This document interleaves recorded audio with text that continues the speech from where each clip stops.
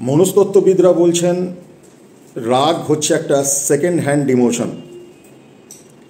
রেগে যাওয়া একটা সাময়িক বেদনা থেকে বা সেই সমস্যা যেটাতে আপনি ভুগছেন সেখান থেকে সাময়িকভাবে কিছুক্ষণের জন্য হলে আপনাকে সরিয়ে আনতে সাহায্য করে।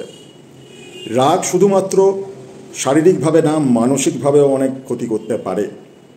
এবং সবথেকে বড় ব্যাপার, যে মানুষ খুব রেগে যান তাহলে তার কোথাও আত্মবিশ্বাসের অভাব এবং অহং তার মধ্যে কিন্তু কাজ করছে। মানুষকে বিশ্বাস না করা পাপ, কিন্তু আত্মবিশ্বাস না থাকা বা নিজেকে বিশ্বাস না করা এটা অপরাধ এবং মহাপাপের সমতুল্য। যদি আত্মবিশ্বাস আপনার মধ্যে আসতে শুরু করে এবং সেটা বৃদ্ধি হয়, তাহলে রাগ অটোমেটিক্যালি আপনার কমে যাবে এবং আপনার দেখার পারসেপশন পৃথিবীটাকে পাল্টে যাবে। ধন্যবাদ, ভালো থাকবেন, ভালো রাখবেন।